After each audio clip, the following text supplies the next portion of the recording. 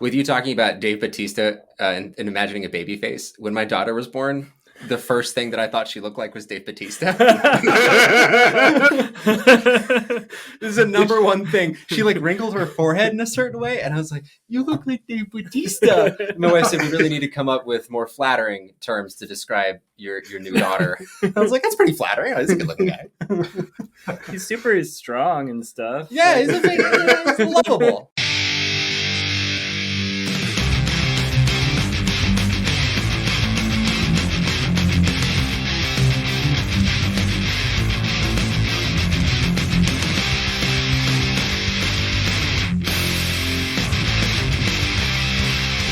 Hello, everyone. Welcome to a special new release episode of Not Your Father's Movies. I'm Vito. I'm Mike. And I'm Jesse, and we are the Dad Fathers coming at you with some spicy energy. And today we're joined by a spicy gentleman himself, Dan, longtime listener of the pod, and recently my neighbor, basically. Yeah, thank you. Thanks for having me. Yeah, I've been listening for a while. I think I've known Jesse for a couple years, and he recommended the podcast to me like only a couple weeks in, and yeah, I've been listening to it ever since. Brave man, a couple weeks in. Wow. Yeah. I don't think I recommended it at that point. Spider-Man episode 2, it's a great episode. That is a good episode. That is true, despite the audio quality. But I have to ask, brief point of housekeeping here. Are you to be now known as the Spicy Gentleman Dan? Is that your official title? It's your name. It's like, this is how Jesse introduced you. I mean, Spicy I needed a Twitter handle, so I guess that's it. Dan, the Spicy Gentleman. I like it. That's great. That's awesome. Well, wait, so having listened to the pod for like a year now, what's your biggest beef? Do you disagree with us on anything like major? Yeah. What call did we make that you were like, absolutely not? I don't know. I've listened to like probably 2/3 of the podcast, so Okay. I haven't listened to all of them. I also never listened to ones I haven't seen the movie to. That makes sense. I'm kind of Good. a stickler on that. That's fair. We designed the pod for those that have watched the movie, so. Yeah, that's what I discovered early on, and I'm like, yeah, I'm not going to... I don't want to try to do spoiler alerts, but we're really so bad at that. We tend to do them after we've spoiled. And by the way, this is your spoiler alert for Dune. That's right smart. now. That's smart. Do right it now. Out the gate. Here we go. We should just do it like, hi, I'm Vito, I'm Mike, I'm Jesse. Spoiler alert for this movie. Yeah. Now here we go. Yeah. But anyway, Dan, I'm sorry. We didn't mean to cut you off. Sorry. No. I don't know. I don't know that any big beef stands out immediately. I really enjoyed the Green Knight podcast. Nice. And I think the reason I enjoyed it so much is I felt like a lot of like heated debate going on. And yeah, that's kind of what I enjoy. Like, I feel like a lot of the movies everybody loves or everybody in the podcast loves them. I don't know. I felt a little bit of heat in the room during that podcast, and I kind of enjoyed listening to that. We've gotten this feedback several times. And what's funny is that one was, there was heat in the room. I got a sunburn off of that one. Good time. Yeah. Good time. In retrospect. So we're going to fight more, basically. All right. We got to do that. That's what we should do for Dune. Don't you tell me what to Dune. We're also doing Dune this week, by the way. That's our new release episode. Sorry, everyone. It's Dune from this week. Dan, the Spicy Gentleman, is here to help us talk about this. And I think we all have some interesting ideas, some opinions and thoughts that we've all shared to greater or lesser degree with each other. I'm actually really excited to hear from all of you sort of a bigger opinion, because usually when we do these new release episodes, like we'll share some initial thoughts, over our Slack and texting, sending each other gifts. It's really cute, but we don't really let it all out until the episode. And I'm really excited, especially for a movie this big, to get it out there. But I guess I would ask this question that, like, why have we chosen to do Dune almost a full month after its release? From my perspective, man, this is the next dad franchise. That's what I think. I think this is going to go big places. This is the next like Lord of the Rings. Mm-hmm. That's what I think. And that's why I wanted to do it, because I really love this movie. I think we're going to be talking about Dune for a while. Yeah. Yeah. I think there's a hole in my heart for an adult sci-fi universe, because there is Star Wars, which taps into all of that nice nostalgia, but is it really tackling like a bunch of crazy ideas? To me, they're just like good times. But like growing up, I remember my dad used to watch Star Trek all the time, and that was at least trying to do something a little different. But I don't think we have a Star Trek equivalent. today. No. Besides we Star have Trek. Star Trek. But it's Besides not Star Trek. really. But it's But it's quite not, diminished. Yeah. Yeah, Yeah. that flame has dwindled down to be a low ember. And here we have this new thing. And I've read the books and I was excited to do this movie for that. And then also, like, there's some really big names attached to this. I don't know how we could possibly ignore it. Yeah, it definitely feels like it was either this or like when Hollywood releases two movies that are basically the same thing and they both come out really close to each other. That's kind of how I felt with Dune and Eternals, right? You had two huge companies who had a giant blockbuster that was full of people that was supposed to start a new thing, and they both landed within a couple weeks of each other. And it seems like Eternals has really disappeared from conversation, not from box office, but no one really seems to be engaging with that movie on a deep level.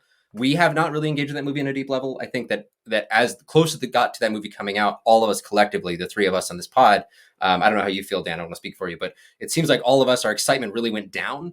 But when we saw Dune, that was exciting. That was something new. It wasn't another thing of Marvel where they just have a bunch of CGI bad guys and then people with superpowers hitting them. This seemed like Jesse was saying, like you were saying, a big deal. In a way, Jesse, you could say there's a hole in your heart that goes all the way to Dune, and we've gone there. It's as long as a sandworm and as big. You've got worms in your heart? That sounds bad. Sandworms, but they're nice. They're nice sandworms. Also, they're like the Beetlejuice sandworms.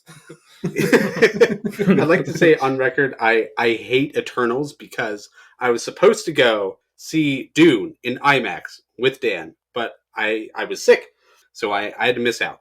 And so the next weekend, I'm looking for IMAX screenings in Phoenix area, and it's all Eternals. All of it.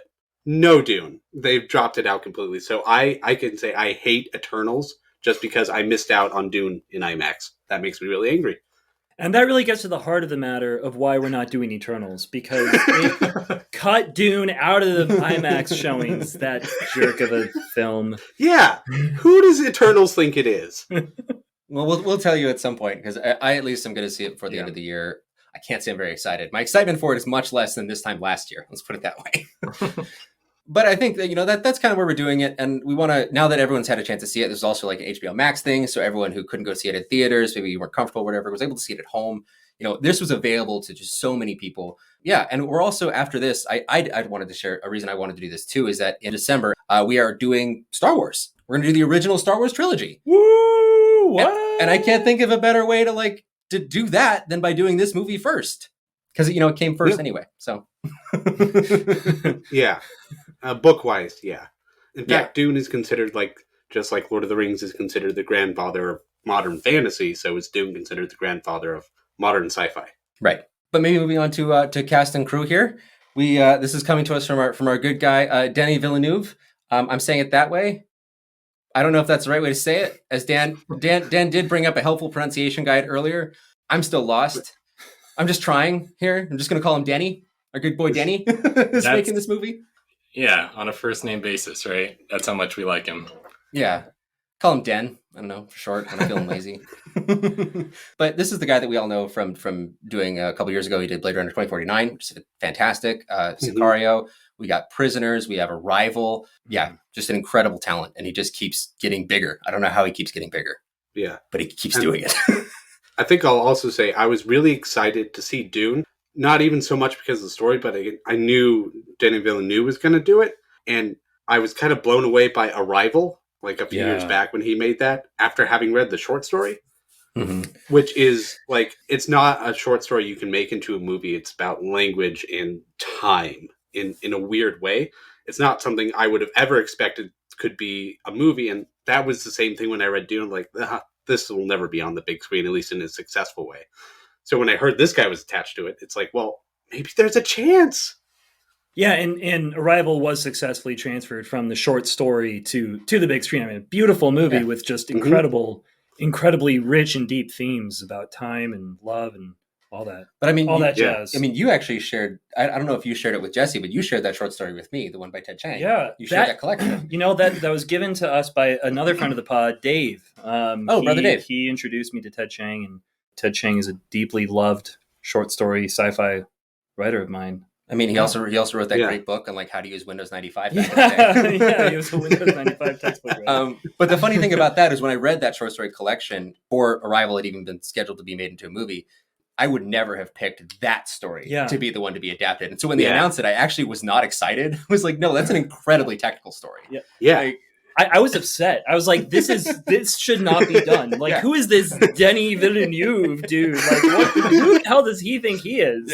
Yeah, I felt the same way. So I never saw it until like a couple years later. It's like, oh, wow, it works. And it's great. It's really good. Yeah. I had a similar experience with Blade Runner 2049. When I heard it was coming out, I was like, who does this guy think he is that he can do a sequel to something so massive as the original Blade Runner? And then it totally blew my mind. I think it's one of the best sequels that's ever been made. And these kind of accomplishments for a director, I think they say way more about him than even just a single movie that was great. The fact that he can take a short story and make it something great, that he can take a beloved sci-fi like Blade Runner and make a sequel that's amazing. These are things that directors usually can't do, even the great ones. Yeah, so I was very excited about Dune, to say the least. Yeah, the way you laid it out, Dan, is exactly how I've been thinking of it. Like he did, to my mind, he's now done 3 impossible things, right? He converted an impossible to film short story into an Academy Award nominated new classic. Then he made a sequel to one of the most beloved cult classics of all time that people also loved. Then he adapts the unfilmable novel. Like, that's amazing. Just in it, 1, 2, 3, no gaps, no breaks. Here he goes. And you can't stop him. I'm scared. I'm scared for when, he hits his Tenet. You know what I mean? Because I love Tenet, but I recognize most people don't. But I'm watching this arc, and it seems a little Nolan-y, Yeah. Hopefully it's not Dune 2. Yeah. Let's hope. Dune Messiah won't be the one that breaks him. So he did write this, but he also had a lot of help with this. He wrote it with Eric Roth and John Spates. Eric Roth has been nominated 5 times for Academy Awards for Forrest Gump, The Insider, Munich, Curious Case of Benjamin Button, and A Star is Born. And he's also working on Martin Scorsese's new film, Killers of the Flower Moon. So he is a very, very respected, very talented screenwriter, been around for a long time. But also John Spates, nothing to sniff at either. Although he's got a little... He is responsible for the Tom Cruise The Mummy. Oh. Yeah. Oh, yikes. Yes. So he's had his hand in the universes before, and it did not go so well. But he's also responsible for The Darkest Hour, Prometheus, Doctor Strange. He's done some good stuff. He's a lot younger than Eric Roth is. But those are kind of the people who have kind of brought this to the big screen from the unadaptable novel, and it makes sense that it would take 3 very talented writers to do that. This is starring Timothée Chalamet. Am I saying that right? Timothée Chalamet. That's it. Are you sure it's not Timothy Camelot, Jesse? I think it's Timothy Camelot. Yeah, I'm pretty sure that's what it is. I have to ask. I have to ask a question. It's actually a sidebar. I got to call it a sidebar. Woo! It's been a while. It has been. I think this one's necessary. So, I have a hard time with Timothée Chalamet. I have a really hard time with him because I see his face when he's at the Met Gala. I see his face when he's giving interviews with Zendaya about whatever. I just see him in the world and I can't stand him. And I hate his face and I hate the way he says things. And he just really bugs me. But then he's in movies, right? Then he's in The King. And I go, holy shit, that's good. Or I see him in Lady Bird, and I'm like, holy shit, that's good. I see him in Dune, I go, holy shit, you're so good. Little Women, oh my gosh. And I don't really understand what that is. And I'm wondering if I'm alone. Am I alone in finding him annoying when he's not in a movie? Okay, so I recently found out he, at one point, put up several YouTube videos of Xbox 360 controllers that he made himself. Yes. And I feel like that cracked him open for me. I was like, I get who this person is. Like, I get why I kind of dislike him. Because in high school, I would have hated him. But he's growing up a little bit. So I don't hate him so much anymore. But I'm not... Okay, Yeah. I still don't understand the hate, though. That's what I'm asking. Honestly, the Xbox controller thing, that makes me like him more. But I see his face, and he has the most punchable face. This dude just looks like he's the smuggest... freaky asshole I've ever seen before. Absolutely. He would just brag about all the money he has. Yeah. Yeah. And then he talked about that. He talked about that time that he was at the Sorbonne, and you're like, just shut up, dude. Like, go away. No one likes you. Or maybe he just make snarky comments about it and then just walk out the door acting like he's better than everybody else. That's what he looks like to me. Right. And so I hate him for that. I always kind of envisioned him in real life having the sort of character that he plays in Lady Bird. Yeah. Kind of like above it all and like doesn't give a crap about anything. They're just hanging out in parking lots smoking cigarettes. But he's really good. That's my issue. Dan, weigh in on Timothée. I think that I see what you're saying. I think the first scene of Dune with him, he's like shirtless, sleeping on the bed, and he immediately looks like kind of a twerp, right? Like he looks like somebody that you would not like in high school, that everybody would make fun of in high school. But then you're right, he's so amazing, and he's like, I love the characters he plays so much that I've kind of only seen him in movies, so maybe I don't have as much exterior distaste coming into the movie, but yeah, I definitely understand it. I also got to say, before I looked up anything about him, just looking at him, he looks like he's in the band One Direction. Yeah, no, I could if I had never seen a picture of Harry Styles and someone pointed at Timothée Chalamet and said that's Harry Styles, I'd be like, well, of course it has to be. My sister-in-law's gonna hate this when she hears this. Ragging on Timothée and Harry Styles. But he's really good. I think we could all say, like, we've been ragging on his looks or whatever, but he even looks good in movies and looks good as in like the way he acts is perfect for the situation. So props to him for being a great actor.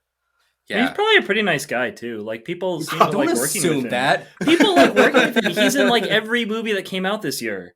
This is true. This is true. He's in 3 movies this year. And after hearing the Xbox controller, I'm like, man, maybe I thought too harshly of Timothée Chalamet. Was I too mean? Maybe. Probably in my thoughts. I'm sorry, Timothée, whatever your name is. I'm sorry. Maybe that's also a part of it too. Is the name? It's just it's a lot. The name is a lot. I'm on this too long. We got to get off of this. Right, I'm sorry. I just wanted to do this. It was cool to see Aquaman in the desert. I haven't ended the sidebar. Oh, sorry. We're in the sidebar. Sidebar ended. But we know Timothée Chalamet because of all the things that I named, and also because he's in the French Dispatch and Don't Look Up later this year, right? Which is going to be really exciting. And what a weird 2023 for him, because it's going to be Dune Part 2, and he's going to be Willy Wonka. Yeah, that's right. Yeah. Of course, those things go together like candy and sand. Paul and Willie. That's great. But then we'll just turn out that Willy Wonka is just one of Paul Atreides' visions. So, wouldn't that be something? I would love that. We got a lot of people in here, though. I mean, we got Rebecca Ferguson playing his mother, Rebecca Ferguson from the Mission Impossible movies, from Dr. Sleep, fantastic actress. We got Oscar Isaac from this year's The Card Counter, which I hear from Mike and Sir is not very good. He is very good, and it is very bad. Interesting. I can't wait to see it. Yeah, we'll check back in on that. But also Poe Dameron. We know Oscar Isaac. Yeah. Also starring his beard. Man, that thing is luscious. That is a great beard. Jesse, stop trimming your beard so you can get that.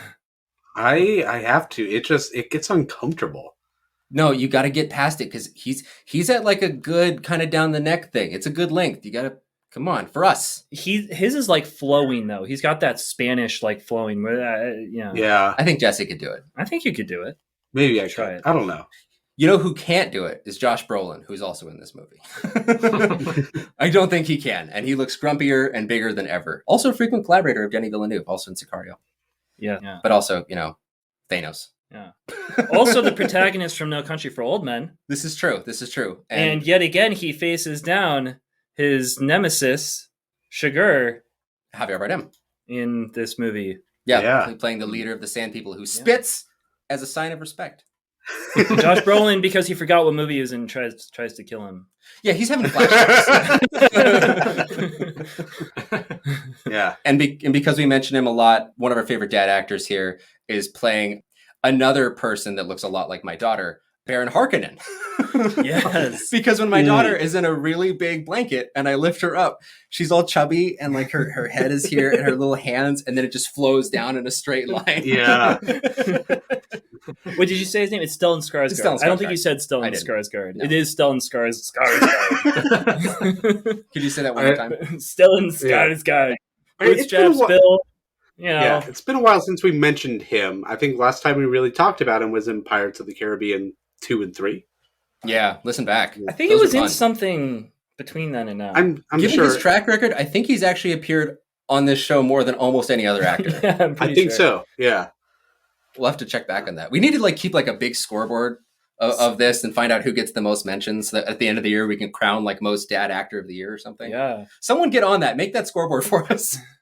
I would also like to point out that Jason Momoa is in this movie as Duncan Idaho, and that, as someone who's read the books, and you envision people in your head, and sometimes there's just you hear casting for characters, you're like, oh, that's so wrong. But when Jason Momoa was brought up, I was like, wow, that's amazing. That was a vision in my head, and they brought it onto the screen. This is another reason why I really wanted to see this movie, is just because of Jason Momoa. Not even That's the fact that he was awesome. Aquaman, just because he fit this weird image that they had.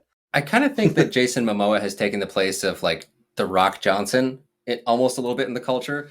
Yeah. People are getting, myself included, are really getting a little tired of Dwayne Johnson's shit and his movies and his shtick. Yeah. But when Jason Momoa is there, I'm like, I don't know, that's my guy. See, he's more of a naturalist sort of Yes. vibe, and the whole culture is moving more that way. Yeah. Whereas Dwayne The Rock Johnson is still he's doing supplements and shit. But he keeps being in movies. He's like, no, it's just gonna be me. And you're like, you need more people than you. And Jason Momoa is smart. He's like, I need more people than Did you see Vin Diesel reached out to? He photoshopped the picture so they're standing eye to eye. He called him Little Brother Dwayne. It's fantastic. What? It's Fantastic story. not seen worth that. it. It's not worth anything. It's just an Instagram post where Vin wants him back for Fast 10, and he's like, they had a big beef, and he's trying to apologize, but it's in the most aggro, backhanded way possible. It's funny. I want to see The Rock lift Vin Diesel up and put him on a high shelf. That would be really funny. But last couple people just to mention here, we got Zendaya. It's funny she's so far down on the cast list because they really pushed her in the marketing, but she's only in this movie for about 12 minutes. It's a good 12 minutes. Yeah. Yeah. She's in this, and she's been a big part of the studio's push to get this into people's faces. But I mean, we know her. She was in Malcolm Marie earlier this year. She's also going to be in Spider-Man. What's No Way Home? Yeah. Yeah, it's No Way Home. Yeah. Next month. And she was in the other two Spider-Man movies, so. That about does it for people who are in the movie. Is there anyone else you wanted to mention, Jesse? Hans Zimmer. Hans Zimmer composes the music for this movie, and I am a huge fan of Hans Zimmer in general. I think we've talked about him before, haven't we? Oh, yeah. Yeah, I'm sure we have. He comes up in a lot of movies, but I also really enjoyed the music in this movie, so I just wanted to shout him out, I guess. It's really good and very different from even the other scores that he's done for Villeneuve. The Blade Runner 2049 score is very industrial and really, it smashes you in the face a couple times in a way that I wasn't prepared for when I was in the theaters. But this sounds like different work from him. It doesn't seem like he's relying on just having pounding drums in the background anymore. Yeah. This time it's people screaming at you.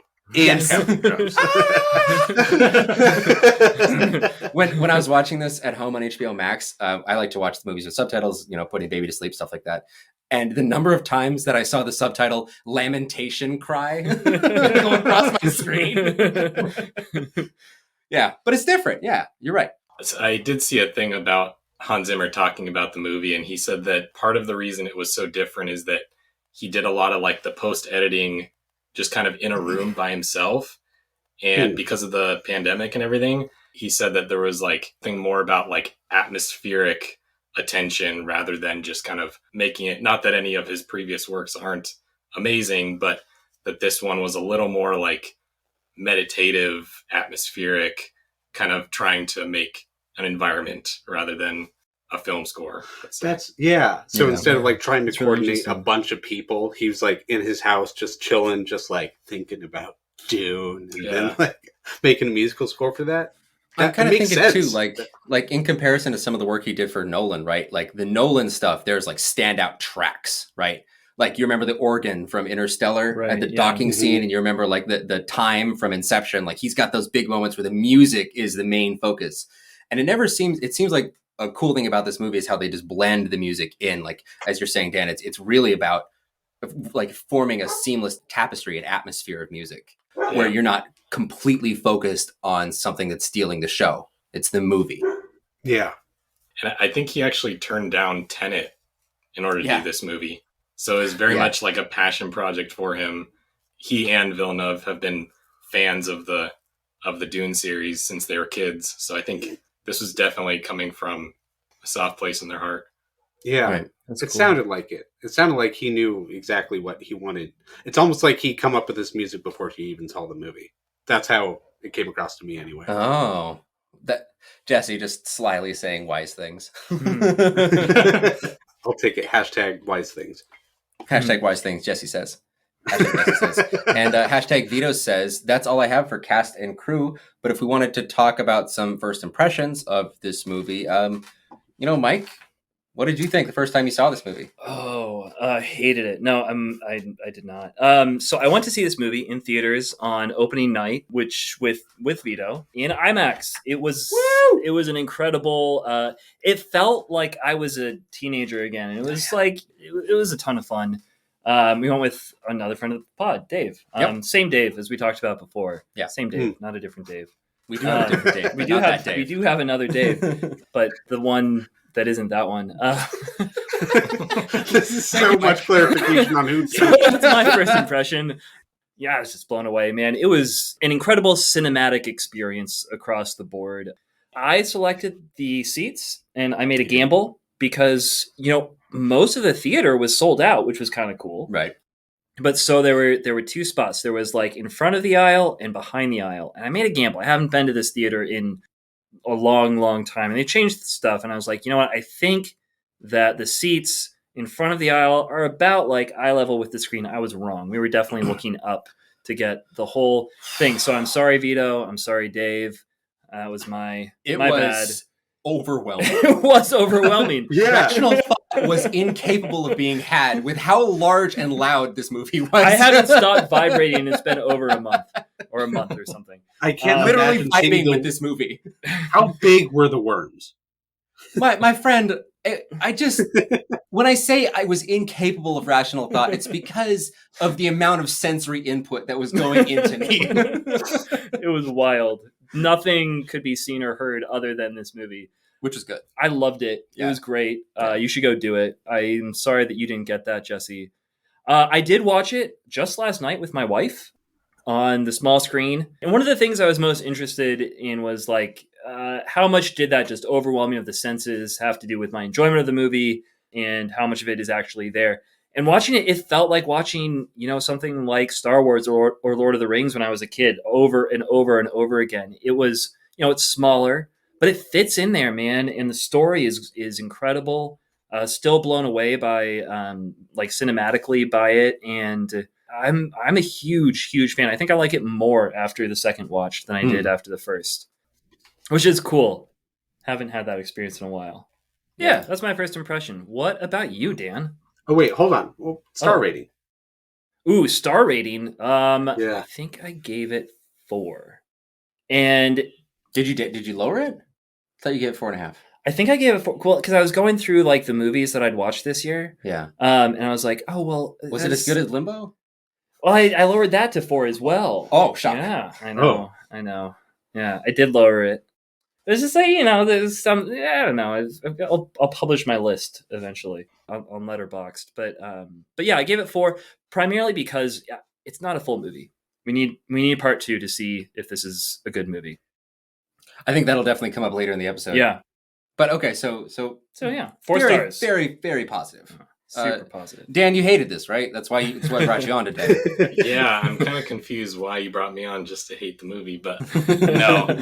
I was looking forward to this for a long time. It's funny you said, Mike, that you felt like a kid again, because that's kind of how I felt leading up to this. Like I was in Michigan with my in-laws, and I was telling them like I haven't been this excited to go see a movie that I haven't seen yet since like Lord of the Rings, or maybe Dark Knight. Yeah. There are certain moments, and it was kind of since I was in high school, like that excitement that I had going into a movie. I hadn't really had that until this movie. And so yeah, going into it, I was very, very excited.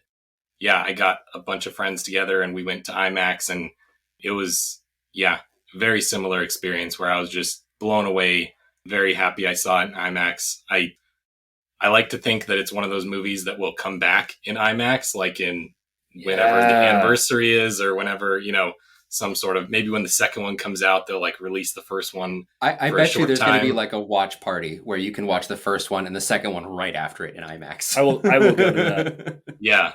Same here. Yeah. Yeah. Yeah. So this was a 5-star movie for me. For me, it hit everything that I wanted it to. I was very biased going into it because I love Denny so much and everything he's done. So I was a bit biased going in, but I think my anticipation paid off, and yeah, I loved everything about it. Did you read the books growing up, or the book, or is the book like something that you have a strong affinity for? Actually, no. I read the first, so I've only read the first half. So I've only read what's in the movie, and I only read that in the months leading up to it. So it was purely based on the director, to be honest. Like that was the only reason I was that excited. So that's really cool. I'm curious, like, that's really cool that it gets 5 stars. I read the book once long ago. I thought it was great, not because I read the book, but I know like other people are excited about it because of the book, especially. So that's cool. I guess kind of rhyming with both you guys. No, I was definitely blown away by the movie. I was definitely brought back to a childlike state. Dan, you mentioned The Dark Knight, and that's a really good comparison because we were supposed to see this movie last year. I've been waiting for a whole year, and it's been really hard to wait this long to see this movie. Even harder still as like we got closer and closer. You start seeing the tagline at the beginning, and then you're kind of like, oh no, so it's not a thing. It's not a whole thing. And that definitely tempered my excitement quite a lot because I do like it when things begin and then there's a middle part and then there's an end part. I really prefer that. And that does hold me back. In fact, so far it holds me back from rating it. I don't think I should rate this movie because it's not over. It's very clearly not over. And it's not over in a way that the Fellowship of the Ring isn't, right? The Fellowship of the Ring is more over than this is. The Fellowship of the Ring truly feels like this is an end of a good chapter. There's a natural breaking point here. And it's where everyone's splitting up. The Fellowship of the Ring is literally gone. The Two Towers is about the Two Towers, right? And then it just makes sense to me the way that story is broken up.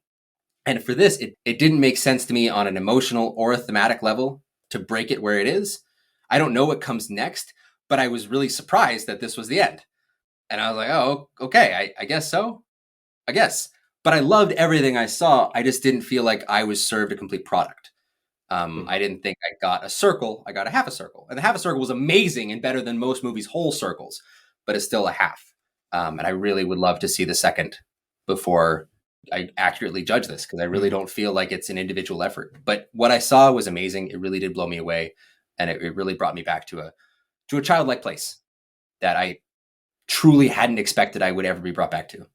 So I think it's incredible for that. I don't know. Yeah. There was a lot of facial expressions for both of you. I definitely understand that feeling partial, and also that the ending didn't feel like a third act that ended well. Like, I wonder if it has partly to do with the fact that the book, right, is 3 parts, and that he actually covered 1.5 parts in the movie. And so if he had done only the first part, I think it would end pretty much when they're in the tent. Jessica I kind of felt like that. That felt like a moment.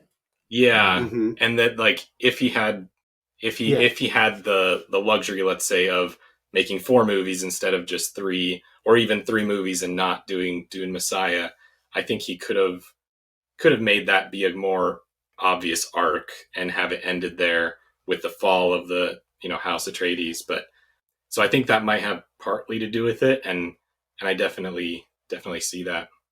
Yeah, like when I had watched it, I had been expecting it, because there's a time skip somewhere in the Dune story, and I had expected the first movie to end there, which is the end of the second part, I think. And this movie ends right before that happens, so I was kind of taken aback when it ended. It's just like, what happened? Like, I was enjoying this. Keep going. So, like, I think I get what you're saying, that, like, the 10 would have been a good... Yeah, with the fall of the House Atreides, and it feels like the grand plot has come to a good point where you can stop things. But yeah, I'm gonna say I don't think that works in a movie. I think it works well in a book, but like by that point, man, we haven't seen anything out of Paul, right? Like we've just seen him kind of be, I don't know. He just helped save his mom. That's it. Yeah, but I mean, even there, like I'm just saying saw him, that's all. Yeah. We've seen. Yeah, we've seen him do. I guess we've seen him do something. He's like, we can tell he's brave and he's all that stuff. But I feel like getting that that fight with the Fremen and racing from the worm, like those are important for my excitement about part 2. Finally, he's doing some stuff. Yeah, He's just not a skinny weirdo. yeah. But it was weird. Like after the fight, I was like, okay, we're gonna end here. But then like we see them walking, and And he has like the vision of the sandworm and the guy riding it. Yeah, he sees the guy, and I was like, oh, this is cool. But I was like gearing up. I was like, it feels like we've been here for a while at this point, but I guess we got another like 45 minutes to go, and then it ends. Yeah. Yeah. Oh, Oh, It's just like, oh, all right. that's kind of how I felt. Like I walked out, I was shaking just from the overwhelming nature of it. But I was still kind of like I felt like my sneeze got interrupted. I didn't have a satisfying sneeze. Yeah. So I guess when I first watched it, tell us. Yeah, that's exactly what happened. Like I was enjoying it so much, and then it just ends. But like overall, when I first watched it, I can rhyme with most of what y'all said. Like I felt like a kid again. Dude, when Gurney Halleck is charging with a bunch of like scattered Atreides troops, and the bagpipes start blaring on screen, and the big ships start crashing down, and he has that smirk and is like, with me, and then he like charged. I haven't felt like that since watching Lord of the Rings. Like when I was a kid. That was great. There were moments like that made me feel like the kid again that I wasn't expecting. And yeah, that was amazing. And then also that like smile he has on his face, like he is so excited for this fight to the death. Like, yes, we will go and die with honor. It's so good. It made me excited too. It's just like, yeah, go die. Yeah. Like just crash into those missiles, why don't you? Yeah, that was so exciting. And then there's so many ships. Yeah, I got totally sucked in to everything that was happening. And then there's, some slow parts in like the latter third when it's just like Paul and his mom and they're sort of doing stuff. But, whatever. Like the most unexpected third act also ever. Yeah. Just like Paul and his mom. Yeah. Okay. I'd read the book, so I knew the general beats of the story. So it was just really exciting for me and it's not like I'm a huge fan of the book. I like the book. I think it's a good book, even though Frank Herbert, I think, is not a good writer. I think it's a good story.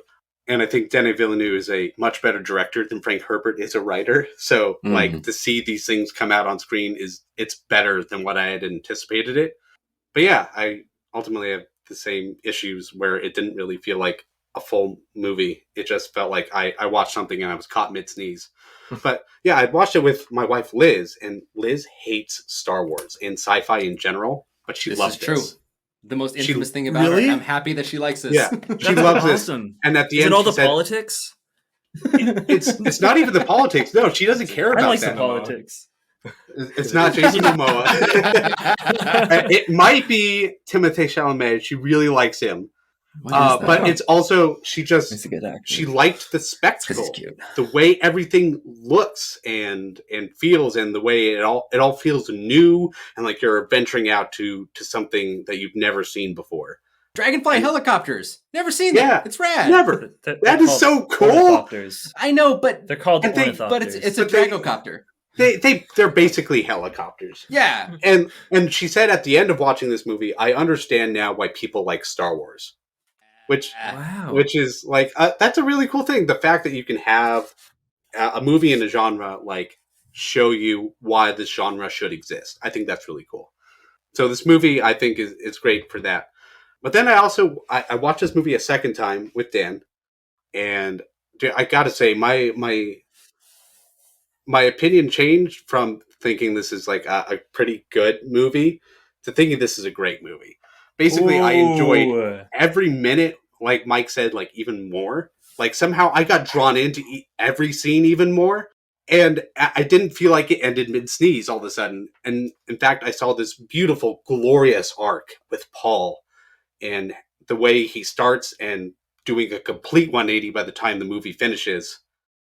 Like, he starts out saying he doesn't want to be Duke, and his last line of the movie is sand power, which is a reference to his father.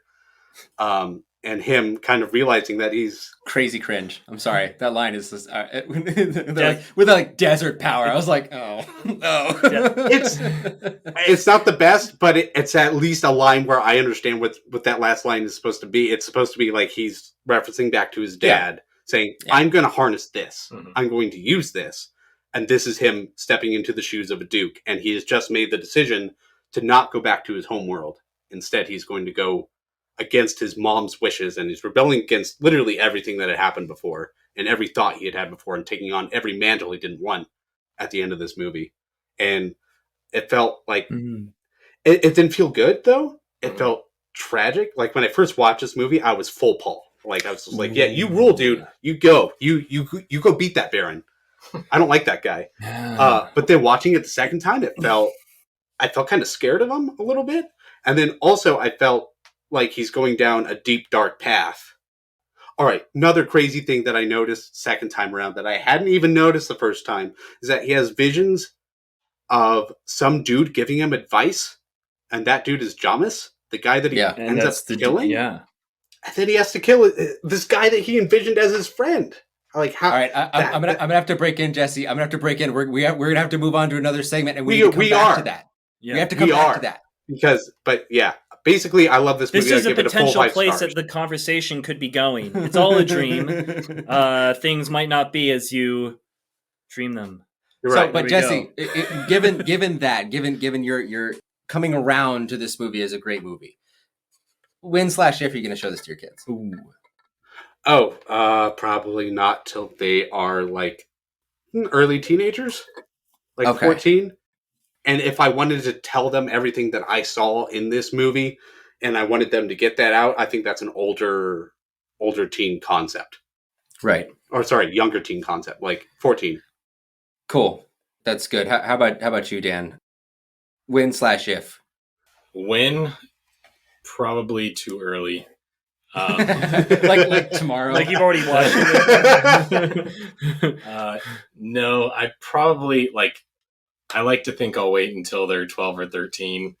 I love this kind of, we've related to Star Wars before, and for me, Star Wars was a huge dad movie growing up. Like, my dad, I'll still remember the day, like, he brought me to Hollywood Video, and, we were grabbing Star Wars off the shelf, and he's telling us about this crazy guy that walks around and breathes weird. And for me, Star Wars is like a huge imprinted memory.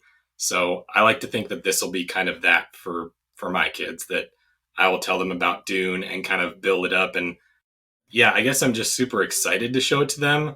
And I feel like that's a huge part of being a dad movie, is that you're excited to show this to your kids. And I'm definitely that for this movie.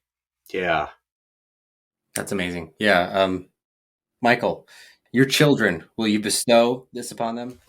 So I've been doing this thing with my kids since they were born, where I try to imprint certain phrases from movies into them. Yeah. Without having any knowledge of the movie. And so they're going to see the movie probably mid to later teens. Please tell me it's desert power. What the hell? Like, what's that? Please tell me you're just like, desert power. There's desert power over there. No. So, for example, when my children fall and scrape their knee, I say, why do we fall?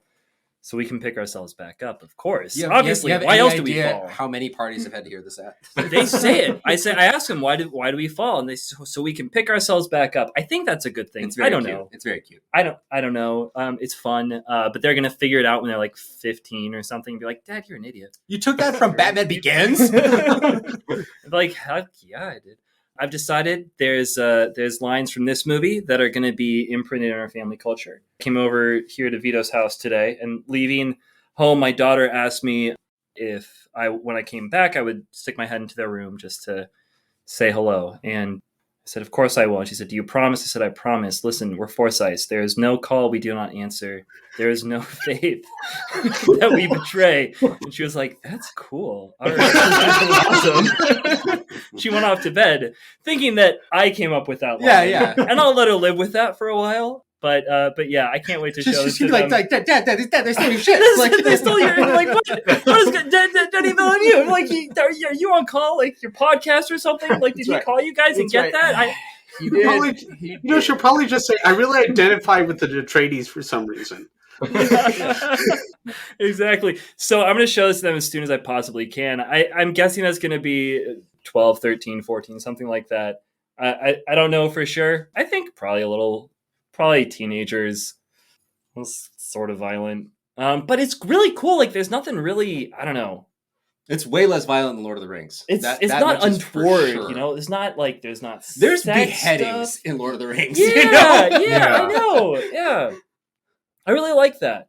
I really like that. Oh, I like beheadings, but also like it's not super duper violent, and it's not like super sexual at all. So it's a candidate for sure. No, I totally agree. I think definitely like 12. I think actually it's actually been hard for me and my wife to not just turn this on when my 4-year-old's around, because so much of the movie is so atmospheric. So much of the movie is while awe-inspiring, once you sort of get your way in the world and you understand like how big things are, it's amazing when you take your sense of scale in the real world and bring it to this movie. And you're like, oh shit, that's huge. And I think that kids can really bring that. And the only reason we really didn't is because I think that as a child, this movie would be really boring. The sets are very sparse. The dialogue is very minimal. It's a brutalist architecture. Yeah, and it's kind of ugly sometimes. Mm-hmm. The movie isn't ugly, but the things you're looking at are ugly and unpleasant. And it can feel a little alienating, whereas something like Star Wars is very, welcoming and nice. But yeah, I'm going to say like 10 or 11. Like as soon as we do like Pirates and all of the Star Wars, I think is probably like a really good time. When they're looking for something a little bit more adult, and then we could do Lord of the Rings. Never The Hobbit, but Lord of the Rings. Then we can kind of... Then at that point, all 3 Dunes will be out, so... Unless it's like the cartoon Hobbit from back in the 70s. That one, I'm just like, I'm waiting for it could be any day now. I'm going to drop that thing right in my daughter's lap, just like my parents did with me. And I will not know what to do with the cartoon Hobbit. Yeah, I forgot that movie existed. Yeah, I should show that to my kids. They've listened to the audiobook and they love it. I mean, nice. it lives up to the book perfectly. It's really creepy and awesome. But yeah, I'm just going to say that. But I am just going to skew a little bit younger. But I'm pretty fluid. I just want them to be in a place where I'm not looking at them and they're kind of like looking at other things, where their attention is on it. Yeah, cool. I was happy that like out of all of the movies of Villeneuve, this is like the earliest one I can show them. Like Sicario, I love. Not going to show that to them for a while. Even Blade Runner 2049, like I love that movie, but it's got a lot of stuff. That's an adult movie. Very adult. Yeah. Those are just really depressing. And it's very, So I was very happy to be like, now I have a movie that's like entry level Villeneuve. Oh, you're not going to show Prisoners to your kids anytime soon? Yeah. Where are they? I'm not going to show that to my wife for a while. Yeah. Or ever. Rules. Yeah, we had a date night with that movie. It was not a good time. It was the worst date we've ever been on. Wow. Maybe I wouldn't recommend it. But I love Prisoners, and my wife does too. I'm sorry that Liz didn't love it. The first conversation that Vito and I ever had was about Prisoners. Actually, yeah, that's true. I don't remember it at all. That's true. Yeah. That was weird that I asked you about that. No. I don't know why I did that. You were just sitting there minding your own business. We had a great conversation. Hey, would you torture somebody? I'll share it after the pod. Okay. So basically wrapping up kind of everything we've been talking about with Dune, what this means is like for all of us, this is a big recommend. And from here on, we're just going to be talking about the movie and really what we thought. But this is our first impressions. We are going to show it to our kids, all of us, and we're all pretty excited to do so. This is a pretty hearty recommend for all of us. So we've actually kept like fairly spoiler free, weirdly, in this. Like we just mentioned a couple things. If you're still listening, please stop and go watch the movie. Otherwise, we're coming into our favorites and least favorites section here. All right, Dan, could you give us one favorite thing and one least favorite thing? I would say my favorite thing is the invasion sequence. Oh, There's so much that happens in scenes back to back that I love every single scene. I love the scene of the fight on the stairwell where there's the Atreides guys and they're fighting against the Harkonnen troops. And then it's it's kind of like an analogy or a symbol of the whole betrayal is the Sardaukar warriors come down behind them, right? And you realize why they needed them in that moment of they needed someone to come from behind and destroy the House Atreides. And you also hear the Bene Gesserit sound of that high-pitched kind of witchy sound in that invasion, which also kind of implies their, how they're kind of orchestrating it all in a weird way, behind the scenes. Because she comes in and tells the guy you can have the Sardaukar. Yeah, and the cone of silence with the. The first thing I thought of was Get Smart. I'm sorry. The cone came down. I was like, oh, Get Smart. Okay, I've seen this before. Yeah, actually, shout out to Letney. He was the one that made that joke first, but I did think of it during the movie. Punk ass. Yeah, everything about that, and I kind of in the book that moment is kind of the catharsis of the third act in the book, I think. And so I think that's another reason why if it had ended with, I know this is going back to what we were talking about earlier, but if it had ended with, Paul and Jessica going off into the desert, almost like the end of the Fellowship of the Ring, I think it kind of would have felt like you had some closure of this entire betrayal. And in the book, there's a lot of foreshadowing of this big treachery and deception, and there's a lot put into the who the traitor is, and so I think I think that's why I love that scene or that series of scenes is that it did feel like the most catharsis piece of the movie. And then what Jesse said, the scene of them running into the fight with the bagpipes, it's just amazing. I feel like a warrior down there with them in that moment. It's just really great. And then also the CGI in that scene of the bombs dropping on the ships.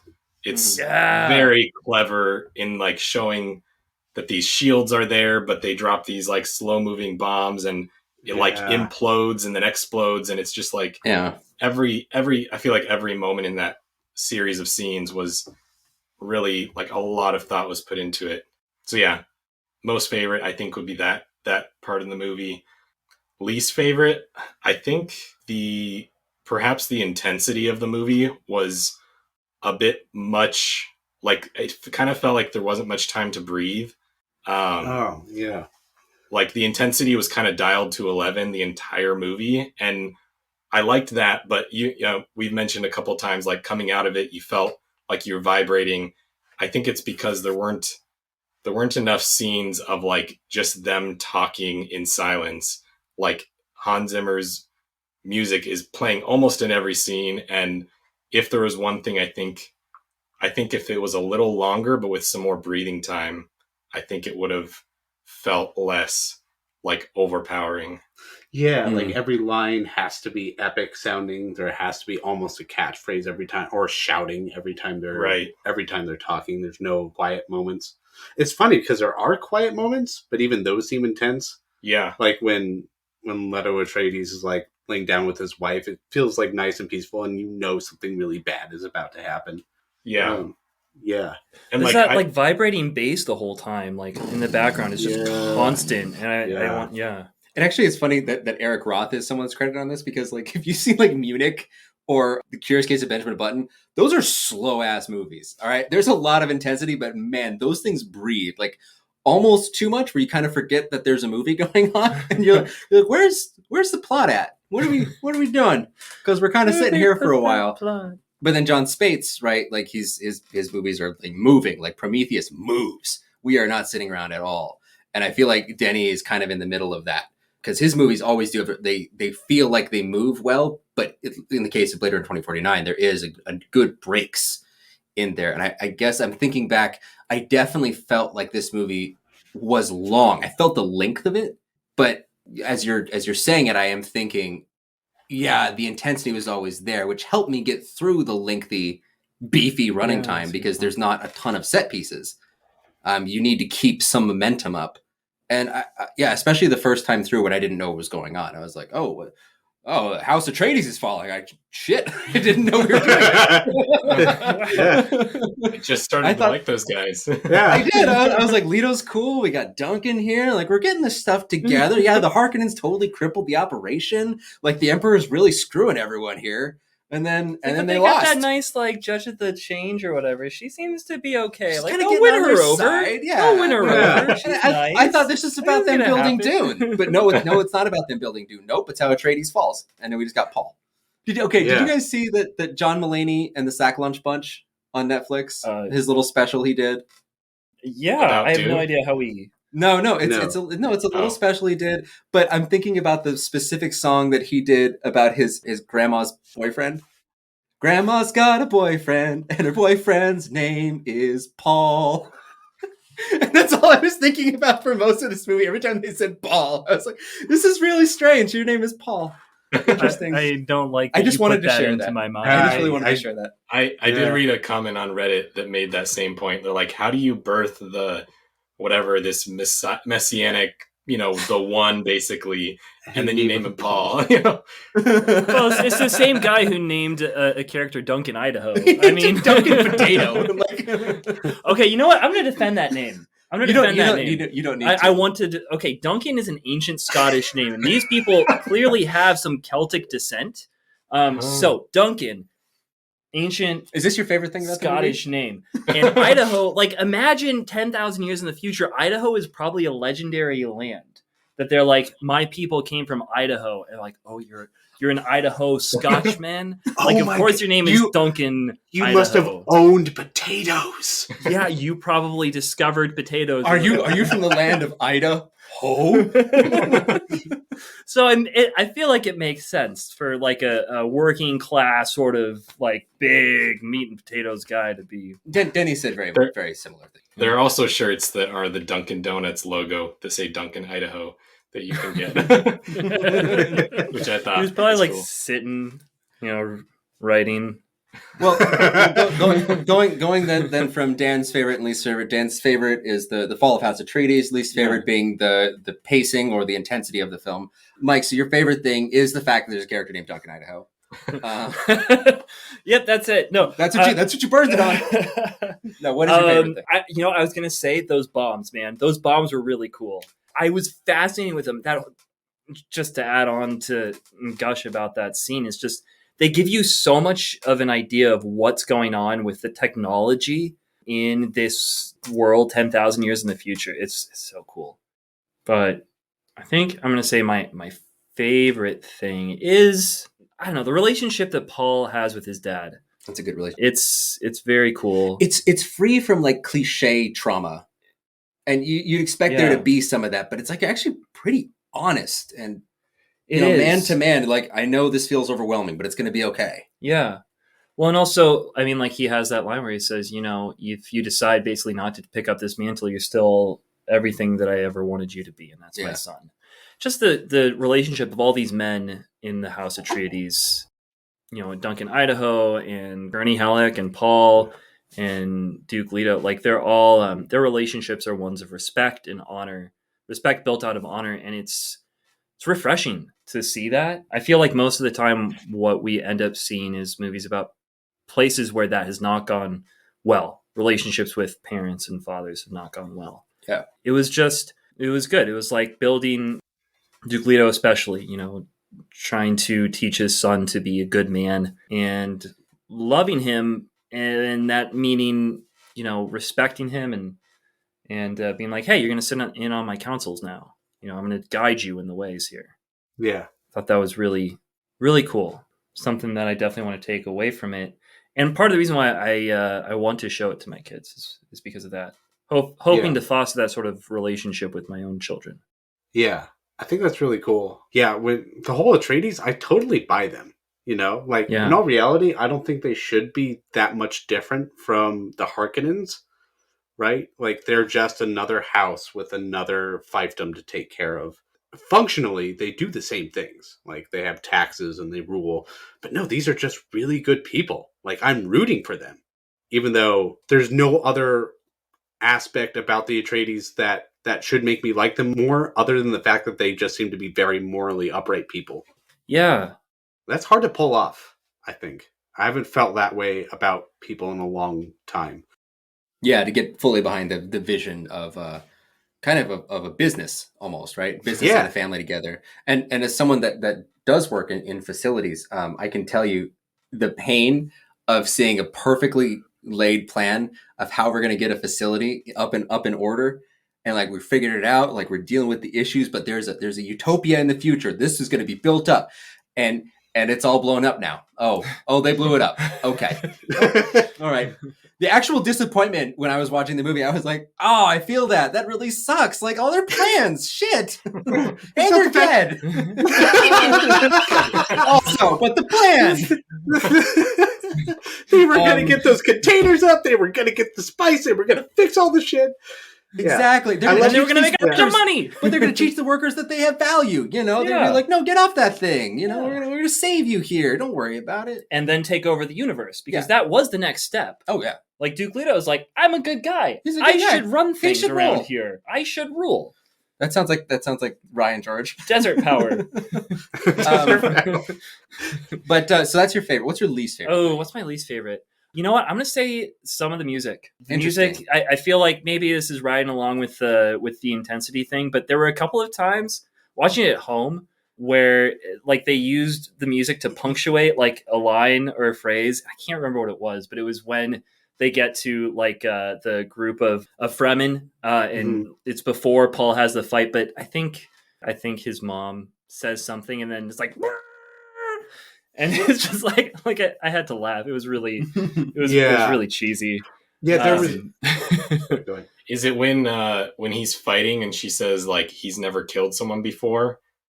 There's a lot of screaming right after that line. There's a lot of screaming right after that. That was okay with me. Strangely, I felt like Lamentations are good there. Oh yeah, because like he had that dream, and like the dream was about how, you know, when you kill someone, you kill yourself or something, and like you're thinking about that while they're fighting. Like, wait, does he die when he like? What's gonna happen? Sorry. I like that. I really liked so much about this movie. It's really hard to find. Yeah. Maybe the sand shuffle.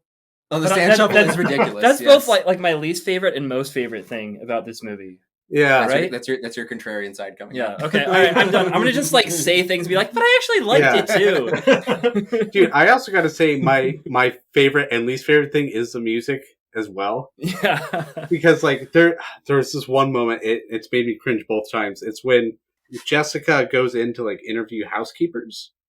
And then there's that one lady, and she starts screaming because she's like, it's when you've been living with prophecy so long, it's crazy to see it like revealed to you or whatever. But as she screams, the music also starts screaming, and I just get like, it's like I get double punched in the face. It's like, this is too much. Like I get it, they're screaming on screen. Subtitles say screaming. Yeah, there's a little too much. There's a little too much screaming sometimes. It's a little too loud. But then the music is so like, it feels so well thought out, and like you were pointing out, like there's a Bene Gesserit like theme that happens. There's an Atreides theme. I'm pretty sure there's a Harkonnen thing as well, and they all kind of can intermingle at times, and that's really cool. The fact that you can have like all these different factions, all these different music, and all have it blend together almost seamlessly.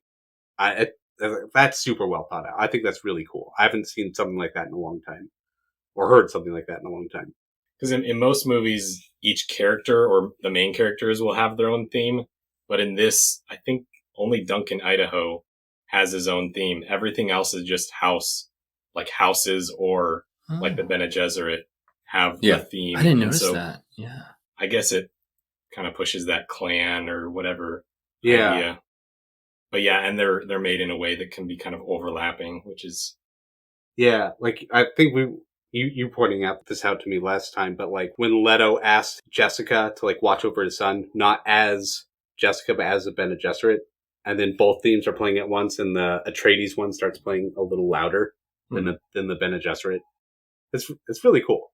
I love stuff like that. And I love digging into stuff like that. So that's why the music is also my favorite thing. Cool. Double-edged sword. Yeah, Nice. double-edged sword right there. Also favorite thing, swords. That's another favorite thing. The fact that swords exist in this crazy sci-fi universe, like they kind of explain it with the shields, right? Like it's like, oh, if there was a bullet, then it would go so slow it wouldn't even do anything, right? So that's why those don't exist. So they have to use swords instead. That's awesome. Like I love a good sword fight. And the way to kill someone with the sword is you have to like just kind of keep pushing. And sort of, like look at them in the eye. I think I made this joke when we got out of the theater, but I was like, every person that dies is like that knife death in Saving Private Ryan. Yeah, seriously. That's the only way to kill anybody. Yeah. You have to really mean this shit, man. Yeah. Oh, all right. Another crazy thing that I really like. The Sardaukar and their crazy planet. They are so evil. They're so bad. So bad.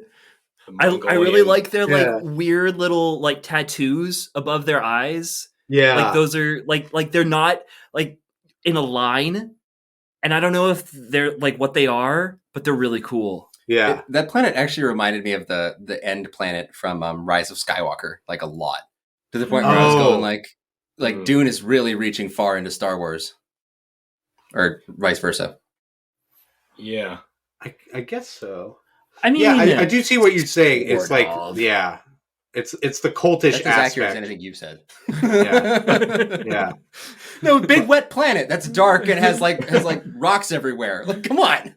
Yeah. Stealing right from Star Wars. No, then I said Stealing right from Rise of Skywalker. Yeah. Oh. Yeah, okay. I meant the other way. Oh, you meant that like Rise of Skywalker was stealing from Dune. like Dune's influence can be felt even so far up to the sequel trilogy. That's what I mean to say. Okay. There's no Mongolian throat singing in the Rise of Skywalker, though. Yeah. This is really cool and really creepy. Oh, but and the bodies! Oh my gosh! Oh yeah, horrible. the bodies were it was so terrifying. Yeah. Oh, but sorry, the reason why I thought of the Sardaukar is that the Sardaukar are so bad, and the Harkonnens are so bad, and the Atreides seem to be pretty good, and it's almost like this idea that you have to like stab slowly at somebody and so consciously make them die means you have to be either in complete control of yourself and know when the exact right time is, or to just completely give in to everything that is wrong with you and create these crazy monsters. So I don't know, maybe this universe creates these sort of people, but it sort of makes sense to me. It's this dichotomy of people who have utter control of themselves and people who are utterly lascivious or whatever. Yeah. That are beasts. Yeah, that are beasts, like the Harkonnen. Beast Harkonnen. Yeah. Do they say his name? They named him Beast. Like, I don't understand.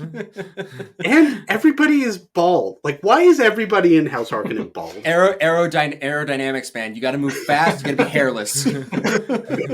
When I came home from watching the movie, I looked at like my son. It's like, "Hello, little Harkonnen." I'm surprised you haven't shaved all the way up. You know, you got to get into like fighting shape. Let the air just flow past you. Well, in the original, it was they're all redheads, right? The Harkonnens, they're all really. Yeah, they're all redheads. Really? So I That's think a worse idea.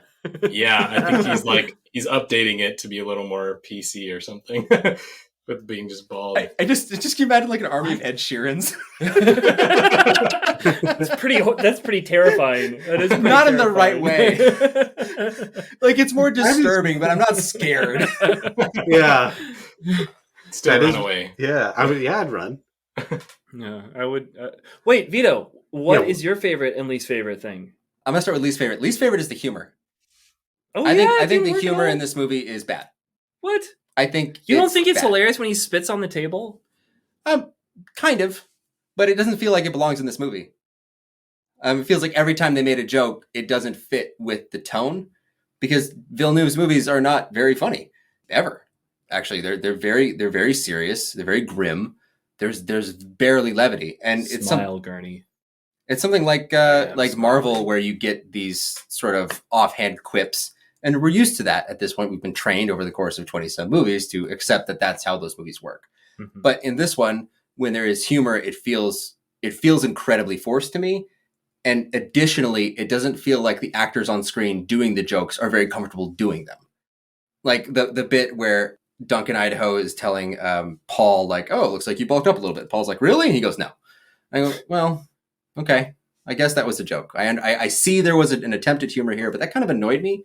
Like, it didn't need to be there. It just lets you know that Duncan Idaho is the only one that has a sense of humor, like, in this entire planet. Yeah. He's the only one laughing at anything. But then again, I don't know why that is. Like, why is he so damn special? They never talk about it. So in the end, I ended up being more confused at the presence of humor than if there had been none. Because I don't think it needs to be here. I don't think you need to make this lighter for any reason. It's a pretty unsettling kind of story. You know, you go from the water planet, his home, to the new desert planet where, you know, there's danger literally around every corner. You don't know where you're at. You don't know the intentions of the people that you're set up to rule. Like, this is kind of serious shit. And then there's the betrayal from the emperor and everything, and the fall of your house. And so it doesn't seem like humor really has a place here. If anything, the only humor that really worked for me is the Fremen humor, because that isn't really meant as humor. That's straight up. You know, like, I got a little giggle when Zendaya hands off the knife and is like, you know, you'll be honored to die with that in your hand. Yeah, and I was like, that's actually pretty funny. That's really okay, funny. that's a good line. Yeah. But it also meant something that was beyond just a joke. Like, But- she straight up meant it. Like, Yeah. And that's why Yeah. it was funny. Yeah. And it worked because it made sense in the movie. As opposed to where Paul walks into the meeting room.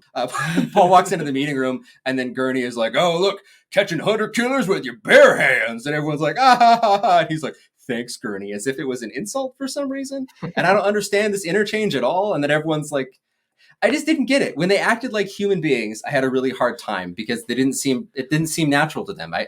There's an operatic story that's at play here, and the little moments of humor didn't seem to have a place here as they would in something like Star Wars. In Star Wars, it made a lot more sense to me. The tone was there, and this did not have a tone that I felt was conducive to that kind of humor. My least favorite thing. I'm Like- glad you liked it. Like, when you Yeah. say humor, like, I'm a little confused. I would never have said that this movie really had humor besides the one spitting scene. Like, I didn't even see it as like an attempt at humor at all. I thought it was like in movie humor, like they were all having a good time and I was not supposed to laugh at it. That's how I took it anyway. Yeah. Yeah. Even then, I was just annoyed at its presence, because if it's not there for me to interact with, why is it there? You know what I mean? Yeah. No, I almost wonder sometimes if, because of like Blade Runner 2049 was such a box office disaster, and like the second part of this was not confirmed right until it came out. And so I almost wonder if, like, and this is me, the biased coming out, but I wonder if Villeneuve was like told to add some of this stuff to make it a little more Oh yeah. palatable, or like, you know, Marvel does it all the time and they're making billions, like throw in some humor and people will, you know, like it a little bit more. So I actually agree with you on a couple of the jokes. I laughed at them. I thought they were funny, but also I was like, I've not laughed for about an hour into this movie. And like, like, why do I need to laugh now? Like, it wasn't a necessary element. I mean, if they had like a humorous character, I think it might have felt like, and I think Gurney in the book is a little more of kind of like a court jester type, where he's like dancing and singing and do kind of like that's weird. entertaining. Or I don't know about dancing, but he sings a lot. Yeah, he carries around an instrument, I think. And Oh yeah, really? like, Yeah. He's like a minstrel. Right? What? Like, in the movie, yeah, he's constantly it's a lot different in the book. most of Yeah. his lines are him quoting something. Yeah. Like, yeah, so he goes around, like, because he knows all these songs and all these books, and then he sings them to people. Oh, okay. And that That makes a little more sense. Yeah, it's really weird when Paul says, like, I don't want to fight, like, sing me a song, Gurney. In the movie, that line, I think, totally doesn't make any sense. He falls, yeah. In the book, it No. totally makes sense because he is, like, singing songs and poems and stuff all the time because he's, like, a minstrel. Yeah, so that was something I feel like... What? Dune breaks out into song about as often as Lord of the Rings does. And also, What? Dune the movie breaks out into song just as much as Lord of the Rings does. Very good. That's funny. Wait, is he also like, because he's like the general in the movie, right? Like he seems to be in charge of the troops. Is he also in charge of the troops in the book? It's been so long since. I think so. Okay. Yeah. I think he is. Where's the spin-off, The Singing General? Yeah. It's Patton, but with some more dancing. Yeah. Patton, Yeah. good dancing. I can't even remember what his role is. The Gilbert and Sullivan song. I remember him like talking to, like, fighting with Paul. Like there's a scene in the book where he fights with Paul, and like he's kind of espousing Stoic philosophy. It seemed like, and I haven't read Marcus Aurelius's what's it called? You do love Marcus Aurelius. His name's just really cool. I think it's And the he's in second time on the Gladiator. pod that He's you in got Gladiator, Marcus Aurelius you know? and Stoicism. Well, okay, I mean, like this is straight up Stoicism, like, I know. but it's like quotes that are pretty much straight up from him, like in the book. Yeah. It's just straight. Yeah. I didn't think that he was a minstrel when I read it. Like a minstrel is someone who's like not a serious man in my. Yeah, he does both. I can't Okay. remember what on earth his role is. It's whatever his role is in the movie too. Okay. Which seems to be a bodyguard and a general of some sort. Like, Well, I think I'd actually like to dig into that. Maybe we can dig in like right now. Let's ask the question: how faithful is this to the book? Because it's starting to sound like to me there are significant differences. he leaves out a lot of stuff, which Cool. I think is really necessary, and then he adds a few things in. Necessary to leave out? Yeah, Okay. I think so. Well, at least like one of the most memorable scenes from me in the book is the dinner table scene, where as soon as they get to Dune, they have all the different people come in, and there's this really intense dinner conversation that happens.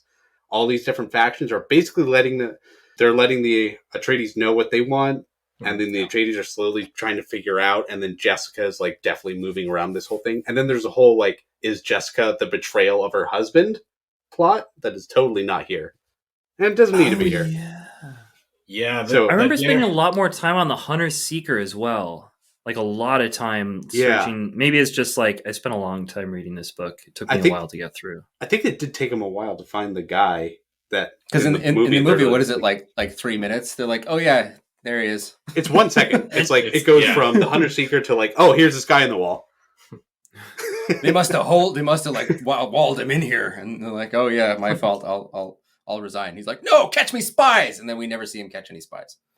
Yeah, But I actually did want to say this is a part of the thing that I love the most about this movie, though, is the leanness of it. Talking about what's in the book and what's not in the book is that I appreciated, especially like as I'm going to continue hearing from you guys, and I want to keep hearing it, and how much it matters or doesn't. Is I really felt like I didn't need to know anything more about That's cool. this story. I felt like it was streamlined. I felt like it was easy. It felt like butter, and it felt like there wasn't things that weren't there. If anything, it was just like every now and then a weird interaction, like you mentioned, where I'm just kind of not quite in step with the characters in every moment, but that's okay. Yeah. I wasn't in step with characters in Star Wars in every moment, and that was okay too. It was amazing because it felt so clean and fresh, and I was not prepared for that in the movie. He does. So that was my favorite thing.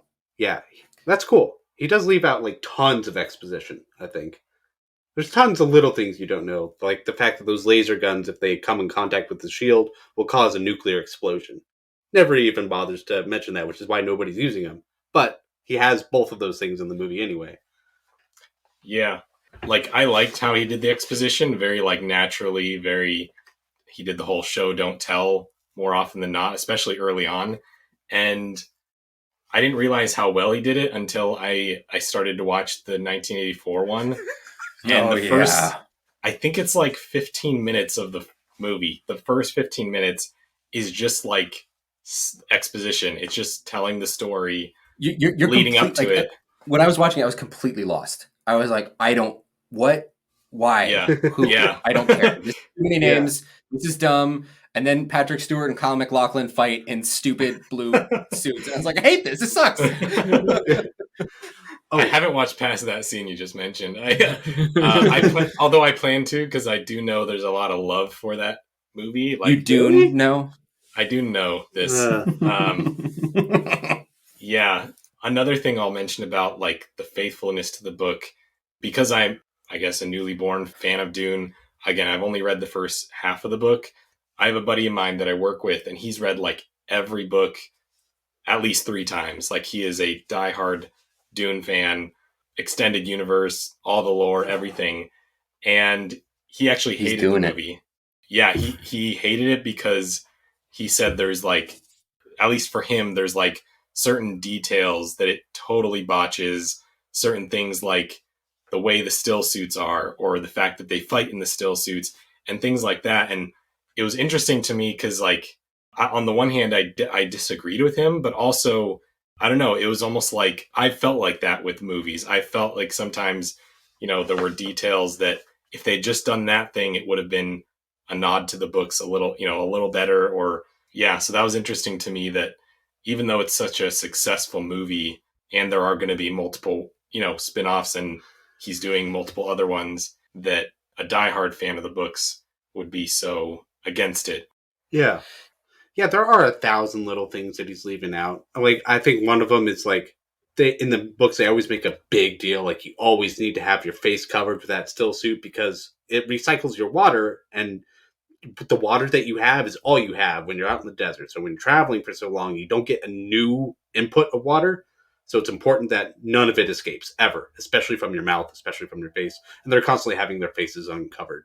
Like, that is not quite faithful to the book, but like the heart of it is still there. I think the fact that you need this to survive in the desert, they make that clear. They don't get the particulars quite right, but even so, they get most of the particulars right. You still need to plug your nose. You still need to like cover your face. Basically, you still need to wear this black suit. I would be so annoyed if everyone had to walk around with like a fully opaque face mask on all the time. That would be annoying. It also makes for a terrible movie. Expressions. Yeah. Yeah. It's like a bunch of stormtroopers talking to each other. Yeah. You can't have that. Like, I like the fact that their faces are there for the movie because like that makes for a great book, not a good movie. Mm-hmm. I think it's a really good example then of maybe what works with the book and the movie and what doesn't work for the movie, but does work for the book. And sort of turning that then, considering there's so much Dune that is out there. And apparently the studios are down for at least one more. Yeah. But there's also like the Bene Gesserit TV show that's being kind of created as well on the side. Really? Oh, really? Yeah. Wow. Yeah, Denny's going to be directing, I think, the first episode of that. Okay, I'm on board. Yeah, I think it's a prequel. I think it's covering some prequel nonsense, whatever. I don't know. You guys would know better than Am I going to get into this? Like, I think I'm going to get into this. No, I would hear it. Dune. Yeah, I did. No, I mean, like, no, I've only read the first book, but like, should I get into the series? Should I Wheel of Time it? No, don't do it. It's not worth it. So, like, all right, I'm going to go on a tiny spiel about the books. So there are 6 books written by Frank Herbert. The rest, the other like 15 or 20, are written by Brian Herbert and Kevin J. Anderson. Kevin J. Anderson he did a lot of like the young adult novels and some extended Star Wars universe stuff. Okay. Kurt could probably tell us about that. Yeah. Those are all universally panned as garbage. So absolute garbage. If you want the funniest AMA I think I've ever read it's on Reddit. Brian Herbert and Kevin J. Anderson saying, "Ask me anything." And then like just a bunch of comments trashing them being upvoted. Being like, what is rolling in his grave? Yeah, I think one of them is like, how does it feel to be leeching money off of your father's work and to be pissing on his grave? Wow. Shit. It's stuff like that. Like, that's a loaded question. Yeah. Anyway, it's uncomfortable. Let me think about that. So bladder's empty, pockets full, baby. But in order to finish the story, you have to, because Frank Herbert died before he finished the 7th book, which was supposed to be the last one. And then they finished it off in 2 more books and a bunch of prequels, dozens of prequels. So like I don't know. It sounds like garbage. So if you start it, you have to get through at least those 2 that are garbage at the end of the series. Thing is, I've read 5 Dune books. I will never read the 6th. The 5th is just, it was so bad. Oh, really? Okay. I think you got even further than Isaac, right? Didn't Isaac like jettison at number 3? Isaac read 1 and 2. You should read 1 and 2. 1 and 2 are good, and 2 like it ties up the story. the first two books are kind of one, and then there's the third one, which is, in my opinion, was boring as all hell. The fourth one has more philosophical ideas front and center rather than a story. And then the fifth one is about, like, what if people were really good at sex and there was a bunch of them out there? And what if a character that we all know and like is the god of sex in the universe? Oh, yeah. Yeah. That's right. He's doing it. He's doing it. Wait, so I feel like this is a great way to go to our next big question here, which is, how do we feel about this being the start of a new franchise? That's actually kind of what I was trying to build to. Is I kind of wanted to ask each person individually, like, where do you want this to end? Mike, since you and I share, you know the story a little bit more than me because you've actually finished the book at least once, and I have not gotten past like page 25 like 7 different times. But where would you like this story to end? You want the Paul Atreides and then you're out, or you want more? Do you want TV shows? Do you want?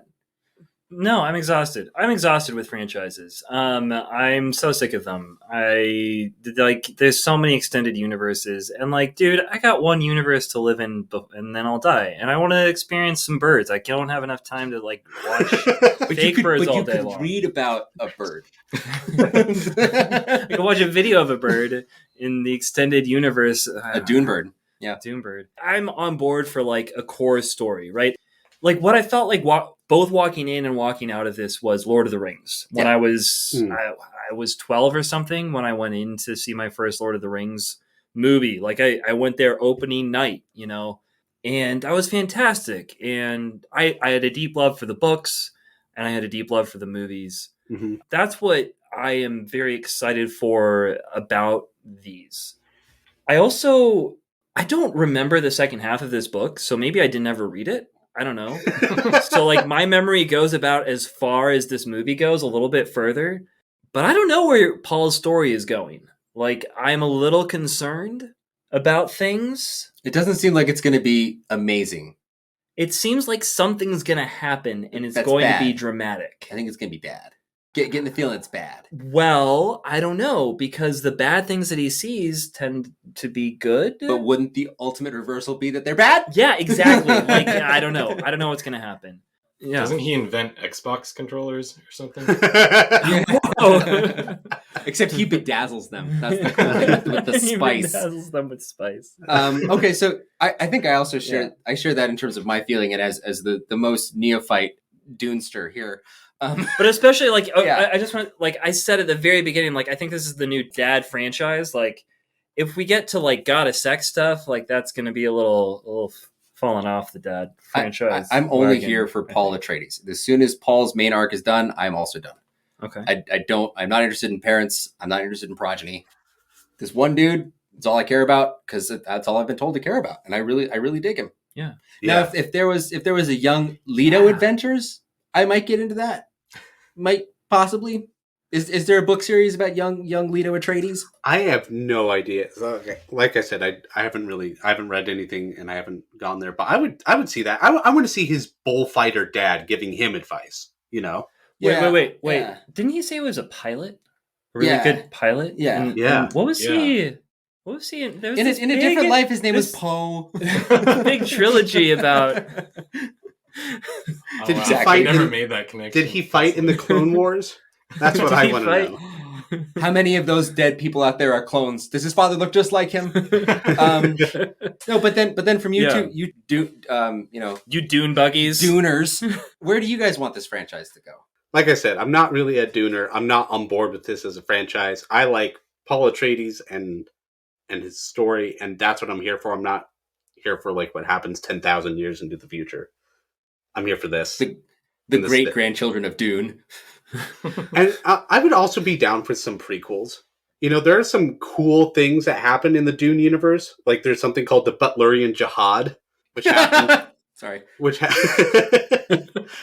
They kill off all AI like thousands of years prior. Somewhere I did read about that. Yeah, and there was that's a huge cool. council of religious leaders, and they've all decided it's against their religion to have these AI. I think that's the story. I could be butchering it, but that sounds fun. I want to know about that and what led up to those decisions and why how this Terminator style like genocidal machines happen. So wait, so Skynet is also real. How about you, Dan? How far will you travel Dune? I kind of feel like I'm in it as long as Denny is doing it. I know that's kind of a cop-out answer, but I think of like Nolan's Batman trilogy. To me, that's like the ultimate trilogy of Batman. And, you know, I like Joker with Joaquin Phoenix and all that, but I kind of feel like for me, as long as Villeneuve is doing these movies, I'm going to watch them and probably love them. And the moment he stops, like, I hope someone, you know, of equal caliber can come in and take them over. But unless that happens, I'll probably just lose interest right after he's gone. Yeah. That actually, I really like I agree with everything that all of you said. That was really cool. Like you were all saying stuff that I was thinking, but I just had not put into words. That was great. But then I guess like using this as our jumping off point, is this a film or a spectacle? Jesse, since you were the one just nodding, is this a film or a spectacle? Tell me. Oh, for me, it's a film. I'd be mostly okay if there wasn't a sequel. I would say that that's a damn shame, and there definitely should be. But I enjoy this just for the movie presented and Paul's arc and story that I've gotten really into. In fact, like, I think this movie gave me a microcosm of the entire experience that I had, like of the best moments of the Dune franchise. So I would say this is a full film for me. Wow. Dan? Yeah, spectacle, I don't know. I feel like with spectacle, it's kind of implying that there's like something lacking as far as thematic elements, or maybe it's lacking like a message or like a deeper meaning. At least that's what I think of when I think of spectacles. That it's You think like Transformers is a spectacle? You wouldn't want to put this in the same camp as Transformers, right? Armageddon a spectacle for or sure. a film, or is it a film? It's not. The Criterion Collection, I think, got it wrong. Yeah, or like Prometheus is a spectacle within the Alien franchise, maybe. That's a bigger conversation. That might be. I think I'm with you. Spicy Dan with some spicy takes. That's right. Here on the Spice Planet. Dan the Spicy Gentleman. Yeah, so I think it's like, I think it's the best kind of spectacle in that it's like, it's such a well-crafted spectacle that it's a spectacle I want to go back to and rewatch and think about. And even if perhaps it doesn't have, you know, like deeper, like moral questions, that I think that's perhaps what is lacking, but I don't think of it as less for it. You know, like it's not, I didn't walk away like rethinking, like in Blade Runner 2049, right? There's like this question of humanity and what makes us human. I didn't feel like that, or there were any questions of that coming out. It kind of just felt like a really interesting and epic adventure story. And I love that about it. And that's kind of what I love about it. So I think it's a spectacle, but in all the best ways, and everything I love about a movie that's kind of just, on an epic scale. I actually had the moral question like come up for myself. Yeah. Like I was up till like 2 a.m. thinking about Dune. And like Paul killing his friend because he, like, it was either his friend or him. Mm-hmm. And he tries to save him like 3 times, right? And then he like just stabs him. That really got me thinking, like, he kind of knew it had to be this way. And he also knew what the alternative was. And to be in a position where you kind of know the outcome of your actions, like I would be so uncomfortable if I had to kill a friend, or if I had to do something that. I mean, I appreciate that. Yeah, thanks. Sitting in the same room. I'd be super down. That sounds great. My hands. I should lead. But it really got me thinking, like, could Paul have done anything to not lead up to that moment? Or was this him, like, having to accept something that was just terribly shitty in his life, and he couldn't do anything else? I don't. Yeah, because I remember if I remember correctly in the book, his visions aren't just like a couple possibilities. It's kind of that Doctor Strange thing where he's able to see like like a ton of possibilities. So you almost wonder, every time he kills someone, he's kind of making a decision to go down this road rather than a different one. and take a life, rather than preserve it. And I'm sure there's some reason, but it's kind of, that is kind of a darker take on the visions and taking a life. Also, I just realized I didn't mention this before, but the seeing Jamis thing where he's giving him advice and all that, that's not in the book. That's very intentionally in this movie for some reason. Oh. Like when Jamis is giving him info, like he's the one that tells him to like let go and go with the flow of the sandstorm or whatever. Oh, right. And then it happens later. I can't remember what he says. But yeah, that doesn't happen in the book. He's not in the story until he fights him and then he's just dead and gone. Oh. That was actually like one of the most interesting parts of the movie for me. I was like, oh, sweet, it's going to be a friend. And then it's like, that's not the same guy. He didn't just kill that same guy. Wonder where that guy is. It's going to be his friend. Yeah. I had moments of disbelief. But wait, did you answer? Wait, you said it is a film and not a spectacle. Both of you, right? I think Dan said it was a spectacle, not a film. Or were you hesitant to say that because you didn't want something missing from it? Yeah, I think I guess I don't see them as like totally separate or exclusive. Sure. And that I think of this as kind of like an epic film / best part of spectacle that you can get. A really, really well-made spectacle. Or this question kind of feels like film or movie, Yeah. Like there's some sort of designation, but it's really, really hard to get to it. And there's actually a really good podcast completely devoted to doing that. Cool. But it's really hard. And I don't really know how to go about it myself because it's spectacular. It's amazing. It's incredible. I love watching it, but I'm also Exactly. But I'm annoyed also. I'm irritated by it. I'm irritated that it's not complete. I understand that it couldn't be. I wish that I'd been told that sooner. I wish that I hadn't been gaslit into thinking that I was going to get something that I didn't get. I know they kept saying it's only the beginning, but then I sat my ass down in the theater on opening night and it said Dune Part 1, which I never said at any other point. And it kind of annoyed me in a little bit. And it annoys me that I'm going to have to wait for this. And it annoyed me, like, when we walked out of the theater, I remember turning to Mike and saying, this is going to be one of my least favorite movies of all time if there's not a part 2. Because I would not be happy with just this. The hero's journey is not complete. I don't know what happens to the planet Dune. I don't know what happens to the Harkonnens. Like, I don't know anything. I am left with nothing. And until that second part comes, I will feel kind of mad about this. Because I think when the second part comes in and these two are one movie, I think I'm going to call this a 5-star thing. But for right now, I don't have it all. And that's just deeply frustrating for me. So it's a half a film and a hell of a spectacle. And I just want the other piece. Like you said, Jesse, you've seen this twice. I've seen it twice. And the second time just confirmed what I saw the first time. I don't like it any more or less. I like it a lot. But I just want it to be over. I just want the ending. I want to know what happens. And I don't want to read the book. I want to see it in the movie form. I want to see what Denny does. Did you feel the same way, Mike, or do you differ? No. I mean, I feel like this is like the first half of one of those. Remember when we had the VHSs that were 2-part, and they were. You always knew it was a big, important movie because it had 2 VHSs and took up double space on your shelf. For Titanic, you always just watch the second one.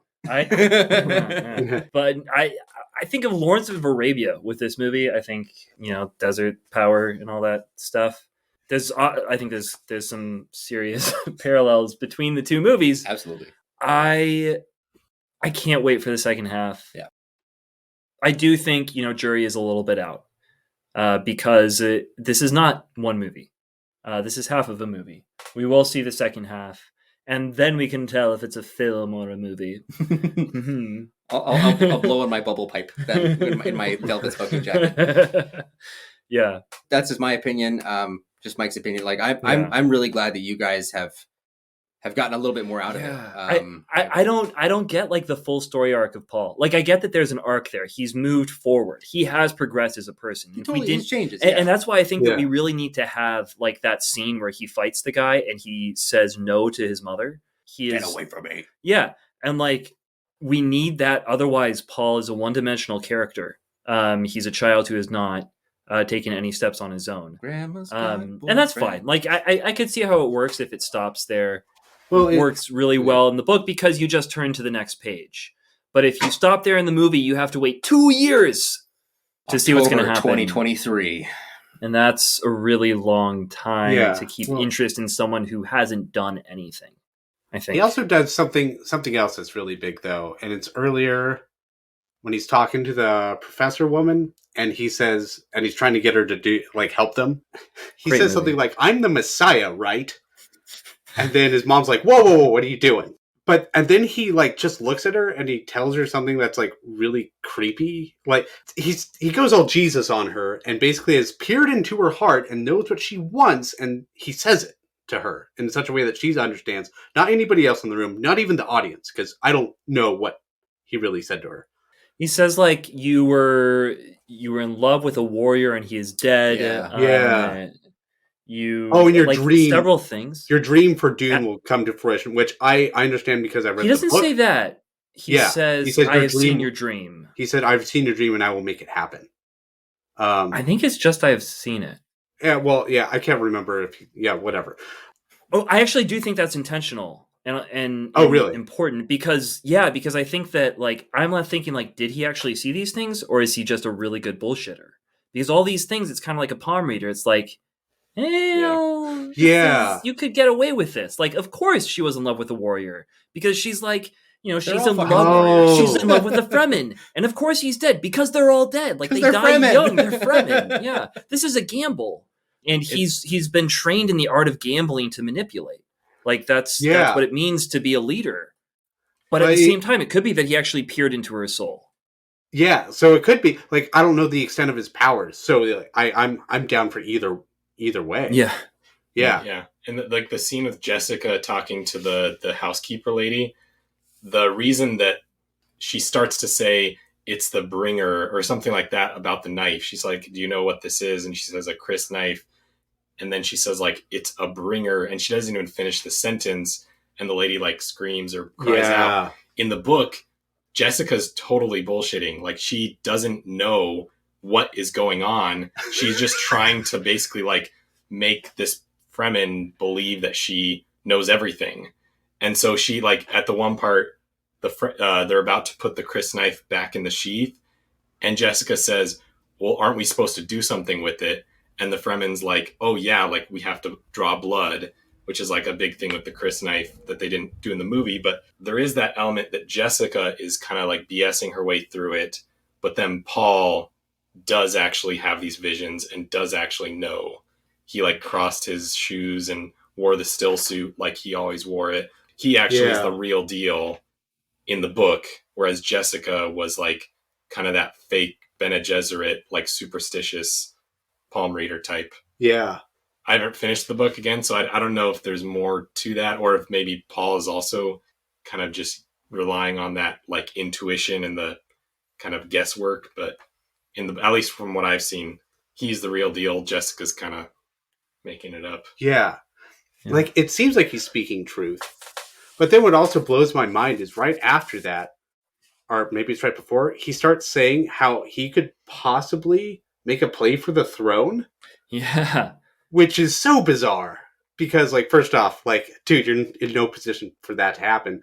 But also, like, the night before, he just had these crazy dreams where he was clearly looking down over, like, a war that was going on and started talking about temples being erected in his family's name. And it almost seems like, if I have to imagine what it's like to go down that path that you were just screaming about, it's to go be an emperor. Right? And now to, like, actively say, "Oh, I want to make this happen." It creeped me out. It creeped me out a lot. It made me think that, yeah, he's not just a bratty boy. He's suddenly seen something, and we've seen glimpses of it, but he is now making decisions, and he's now driving the plot forward. I agree with you. Yeah, that's a great point. Yeah, I think it's really cool because it does leave us dangling. We don't fully understand his motivations, but we understand that he is an actor. Or like he's a mover. He's a mover. He's a maker. Yeah. A shaker, a real heartbreaker. Yeah. Well, I think that's about all the time that we have today. At least that's about all the time I got. I have one thing that I thought about that I thought they could do better. They say good luck. Like, why do they say good luck 10,000 years in the future? It should be like, may the spice be with you. Or like, like go with the spice. Or maybe they give each other like a really friendly like butt squeeze. Yeah, That's like, how we say goodbye now. Everyone's just like, May the gods be with you. Squeeze! Yeah. Good luck, squeeze. Like, whatever it is. Like, there's got to be something different in 10,000 years, right? Good luck. There's no such thing as luck. Yeah. I don't know, spit on each other's face. That's something. Yeah. Share water. The fact that bagpipes survived 10,000 years. That's The so bag. stupid. Okay. That was weird. That took had Jacob another right thought. out of the movie. Right I had another thought on that. This is the year 10,000. Yeah. No. Okay, so this is something that I've probably told all of you, but not the podcast. Well, probably not you, Dan, because we were just meeting for the first time. But this is really cool. So you know how there's like there's the Black Irish, and they're the Irishmen who have like black hairs because Spaniards during one of the wars, their ships got sank and they landed on Ireland and they hid out there, and then they became one with the Irish, and that's where the Black Irish come from. But the opposite also occurred, and this is a little known fact. It was down in Spain. There were like some Irishmen who didn't know how to sail, and they landed on. I think they were going to America, and they landed in Spain. But they crashed on this like small little coast. And I know this because I saw a band who played this music.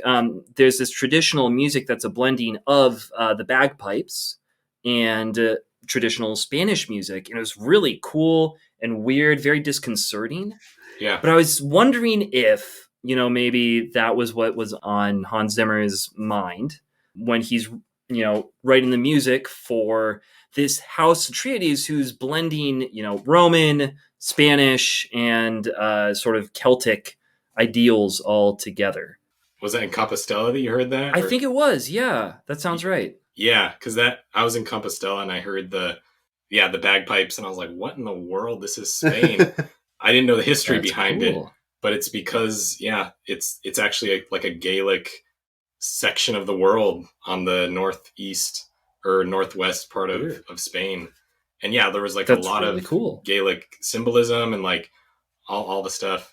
Yeah, I don't know. I feel like with the House Atreides, they definitely went really hard on like, these are the Greek and Western, everything you know about Western culture. We're just going to kind of mesh it together, which is kind of what sci-fi does, right? It kind of like, they imagine a future where everything's kind of evolved and meshed, like all the religious stuff that we know, Christianity, Buddhism, all this stuff kind of like meshes together. And I feel like they did that with the House Atreides, just kind of like throwing a bunch of stuff. To me, it worked. I liked the bagpipes. I thought, I don't know, it was like jarring. I dug it, but I loved it. Yeah. They're always jarring. The only thing that's what they did. Got was just a man spider. That's all they got. And also they got no weird culture, pools, just a man spider. Weird pools for balsamic vinegar and olive oil. That's all it was. The Harkonnens are just like, they are the part of Western culture that nobody likes. They're like, all right, we're making you your own section of the world. But I must ask, what is the spider? I don't know. I have no idea. Why can it talk? He understands. What is it eating? I don't know. Are those hands? I don't know. I don't even remember these being part of like the Dune world lore. Like I just see a fucking spider, like holy shit, what is that thing? There's gonna be a horror movie that's like a spin-off, and it's just about the spider. There should be. That's terrifying. Yeah. That's actually like there's not a lot of creatures in this. Like there's like the mouse that has the water it catches with its ears. Mouse is really cute. But like it's actually pretty devoid of creatures. It's got the sandworms. But then this thing shows up and you're like, what? It looks like it belongs. It does, but then it just leaves. See, I think that's another just movie thing. I don't remember that from the books at all. So it's like, I think he just threw something in just to throw everybody off. Like, oh yeah, here's this thing. I'm not going to explain it. Creepy as hell. But just like sitting around for a year, like, my movie's missing something. What is it? Man spider. Man spider. There we go. All right, it's ready to go. Ship it. We've never done 10 legs. All right, sorry. Before we say this, like I forgot to mention one thing with what. Oh, you know that scene at the very beginning of the movie when they come down and they officially give Leto the Dune planet? Like, I really like that scene in this movie, and also that's not in the book at all. But like in that one scene, you figure out one that his general is really good at calculation, and also that this whole 10,000-year-old universe works the same way it used to work in medieval times with scrolls and stuff. Like it's a brilliantly orchestrated like piece of exposition that is really short and just added in there instead of like a lot of talking. I thought you said squirrels, and I was trying to figure out how squirrels get. I almost heard that, but then it ended with scrolls. And I was like, oh, that's right. Okay, don't stop thinking about scrolls. Just squirrels, not squirrels. Yeah, just not squirrels. Although I might have liked that more. I don't know. It's just unfurled a bunch of squirrels. I'm looking in their entrails, and I see that you. Yeah, he blinks in his eyes. His eyes go like milky white. Yeah. Well, then maybe starting with you, Jesse. Is this a dad movie? Yes, for sure. It's a dad movie. I think we've talked enough about why I think it's a dad movie, and like this is such a big epic movie. I can't wait to show it to my kids, and I will love this movie for a long time. Dan, do you agree? Yeah, I mean, there was a joke Stephen Colbert used to make about, he'd say something like, George Bush, great president or the greatest president? And I kind of feel like with this question, it's like, is it a dad movie or is it the most dad movie that's ever come out? And I feel like it's in that tier of like Star Wars, like we were saying in the very beginning, Star Wars, all the great epics. Like this is, for me, this is like the epitome of dad movies. Wow. High praise. Do you share this praise, Mike? Tentatively, yes. But see, the thing is, this is the first half. Indeed. This is not a full movie. I will contend. I firmly believe this movie is not finished. Yes. And it's just a long intermission. And I'm very hopeful, that after the second comes out, I buy the 2 VHS set, because I'm sure it'll be somewhere. And I will have that on my shelf. Like Lawrence of Arabia is there, they're all there. These are important artifacts. Mike just really wants to watch it in 480p. I really so do. Badly. That was like, remember how you couldn't see stuff? Yeah. I feel like that's Those the were way times. Danny, Dylan, you really should be watched. Yeah, you really just want to make all those missiles just very blurry on the screen. Yeah. No, but I really hope it is fully, we're going to come back here. We're going to be here in 2 years with Dan. We're going to talk about I'd love that. Dune Part 2 or Chapter 2 or whatever it is. And we'll be able to say, is I this want a the dad 4K movie? disc where it's all in one, baby. Yeah. It's 5 hours and I can watch the whole fucking thing. This is going to be a movie that's like across the board a dad movie. If it sticks the landing, but it hasn't stuck the landing. I hate the fact that I have to caveat it. Yes. I hate that too. Yeah. Yeah. So, Vito. I agree. You agree? I agree 100%. I agree with most of the things that are said here, with the unfortunate caveat that I need to see the end of the story. At least I need to see the end of this installment, because this installment is not over. Like I don't know if it's how big of a cliffhanger there's gonna be for the third, Dune Messiah thing, because I don't know the story, but I just need to see this piece completed. I need to see this part, and then I can make a ruling, and then I can be on tenterhooks. There, I said it your way.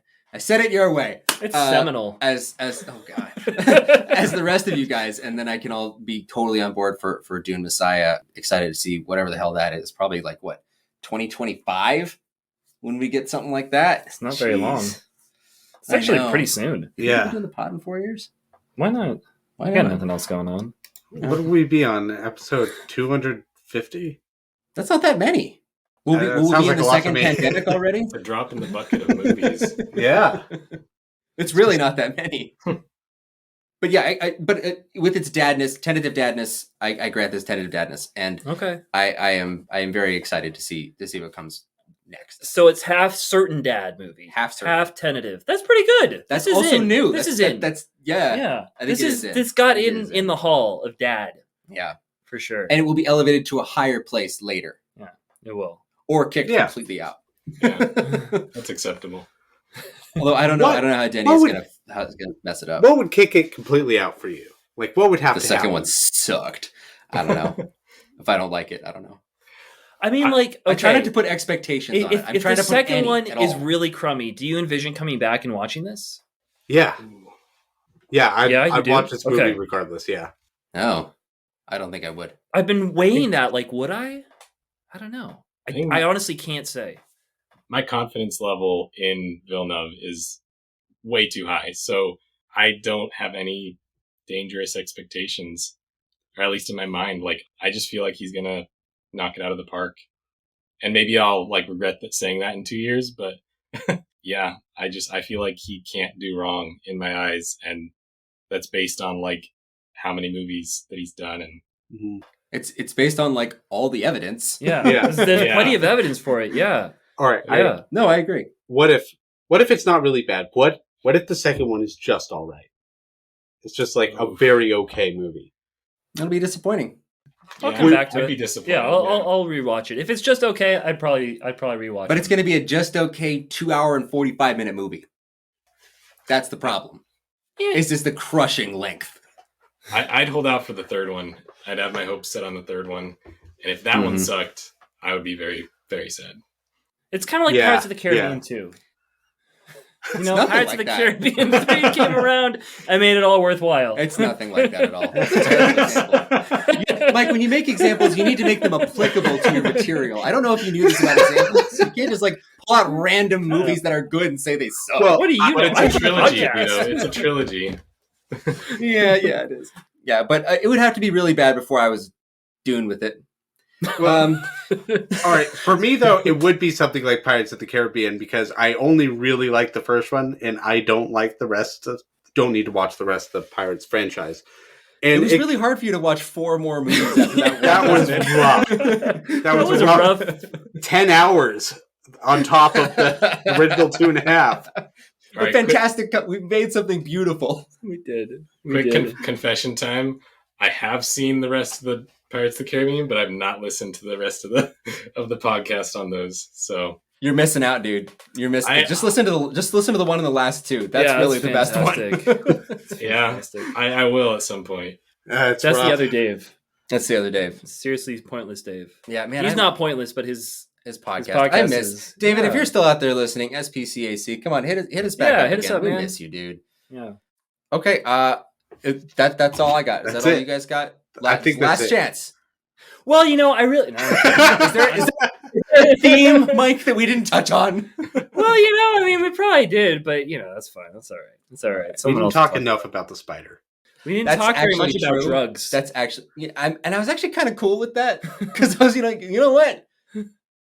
I don't know what to do with that. I'm just going to leave that be. It's kind of amazing that like the entire economy of the future is based on drugs, like doing drugs. How prophetic of Frank Herbert. That is where it's going. That will eventually be the case. People will want drugs, as they always have. It's just amphetamines. Yes. That's it. It's amphetamines mixed with mushrooms. Yeah, it's great. Yeah. You get to see shit.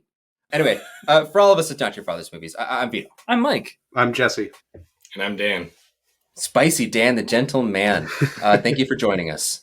And for all you out there listening, have a good night.